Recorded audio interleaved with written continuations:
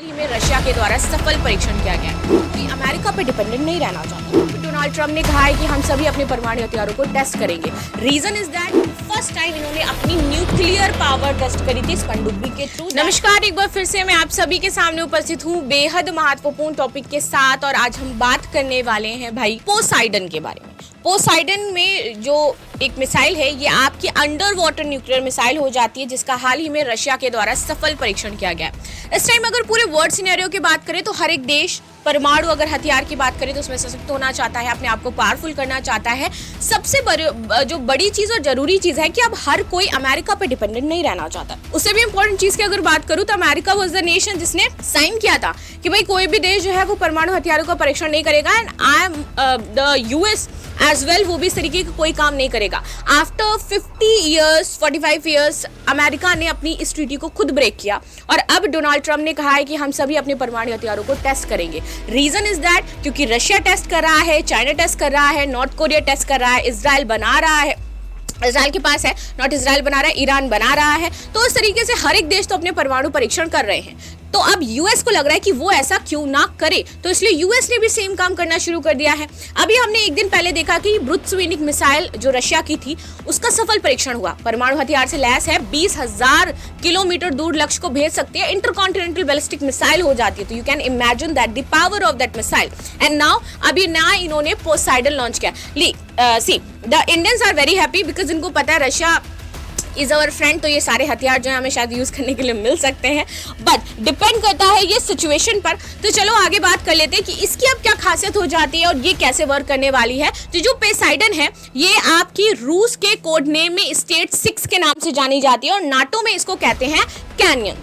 ठीक है, रूस का एक उन्नत स्वायत्त nuclear powered under water drone है जो परमाणु हथियार ले आने में सक्षम है। ये पारंपरिक टॉर्पीडो और ड्रोन का एक तरीके से आप बोल दो मर्जअप हो जाता है, जो समुद्री हमलों के लिए डिजाइन किया गया है। और इसके बारे में अब हमें डिटेल में जानना जरूरी है, क्योंकि भैया दुश्मन की पार पता होनी चाहिए, लेकिन ये हमारे दुश्मन नहीं, हमारे दोस्त है। तो दोस्त की पार भी इसलिए पता होनी चाहिए कि अगर कभी दुश्मन से लड़ना है तो दोस्त हमारी सहायता कर सके। चलो आगे आते हैं, इतिहास समझते हैं। जो पोसाइडन है ये आपका विकास 2015 में शुरू हुआ, जब रूसी रक्षा उद्योग के रूबेन डिजाइन ब्यूरो ने इसे डिजाइन किया। ये अमेरिका के 2001 एंटी बैलिस्टिक मिसाइल संधि, जो हमने ABM ट्रीटी, यही अभी ट्रीटी आपकी सस्पेंड भी की गई है, इससे हटने के जवाब में बनाया गया ताकि रूस अमेरिकी मिसाइल डिफेंस सिस्टम को चकमा दे सके। पहली बार 10 नवंबर 2015 को रूसी टीवी पर एक दस्तावेज से स्टेटस 6 नाम की एक फाइल लीक होती है, जो संभवतः जानबूझ करके की गई थी ताकि अमेरिका को अपनी पावर बता सके रशिया।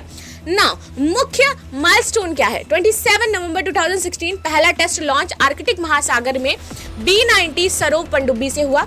मार्च 2018 की बात करें, पुतिन ने इसे रूस के 6 नए न्यूक्लियर हथियारों में से एक के रूप में घोषित किया। जनता के वोट से नाम पोसाइडन पड़ा, और समुद्र के ग्रीक देवता के नाम पर ही आपका रखा गया है पोसाइडन। ठीक है, फरवरी 2019 प्रमुख परीक्षण चरण दूसरे में गए।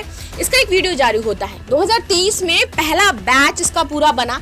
स्पेस जो एक तरीके से अगर हम बात करें पर्पस है, पनडुब्बी बेलोग्रोड है, इसके लिए यूज है। रूसी सैनिकों ने कम से कम 30 यूनिट्स खरीदने की योजना बनाई है, जो 4 पनडुब्बियों पर तैनात हो सकेगी। वर्तमान में इसका उत्पाद जारी है और ये रूस की नौसेना के उपयोग में है। लॉन्च प्लेटफॉर्म में प्रोजेक्ट 09852 और स्कर क्लास पनडुब्बी बेलोग्रोड ले जा सकती है, और प्रोजेक्ट 0985 खबरोवस्क शामिल है। यहाँ पर खबारोवस्क, सॉरी उसका नाम खबारोवस्क है।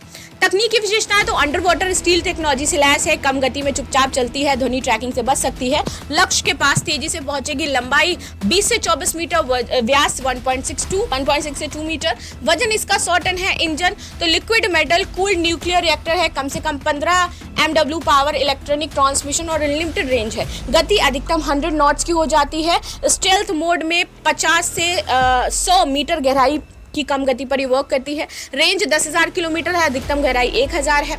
वॉरहेड इसका 2 मेगाटन या अधिक हो जाता है। इसके बाद गाइडेंस की बात करें तो GLONASS satellite AI system, pump jet design से कम शोर इसका रहेगा।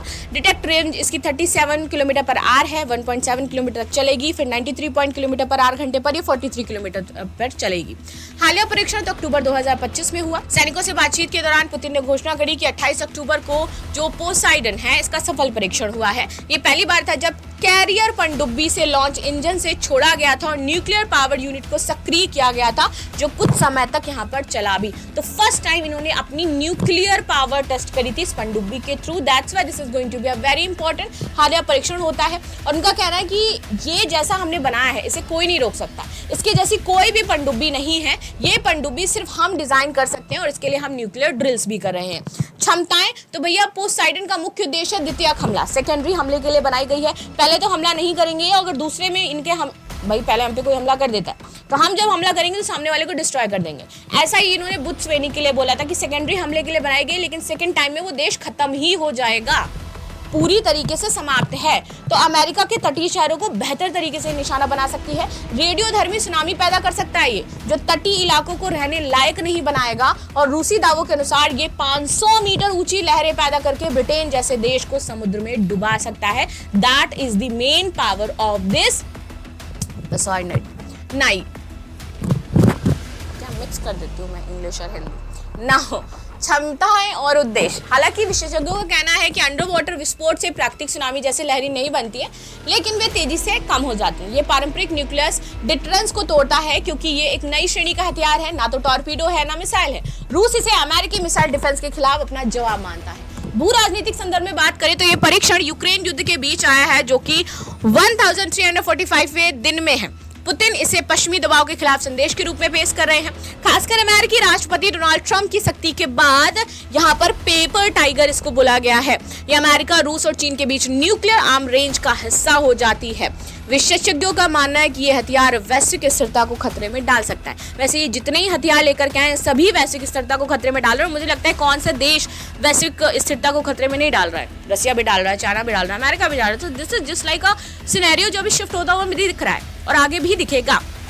और हर किसी को अपने आप में पावरफुल होना है, क्योंकि जब से ये युद्ध की स्थितियां बनी हैं तो देखा गया कि कौन सा देश किसकी सहायता कर रहा है, कौन सा देश किसकी नहीं कर रहा है। और सबने अपने आप को अकेला पाया है कि अगर तुम अपनी रक्षा स्वयं नहीं कर सकते हो, कोई देश आपके सपोर्ट में नहीं आएगा। तो इसलिए सब लोग प्रॉस्परस होना चाहते हैं, this is well and good, but हाँ, शांति के साथ काम करना जरूरी है। सो मिलते हैं नेक्स्ट क्लास में, तब तक के लिए धन्यवाद। लाइक शेयर सब्सक्राइब करना बिल्कुल भी ना भूलें एंड थैंक यू।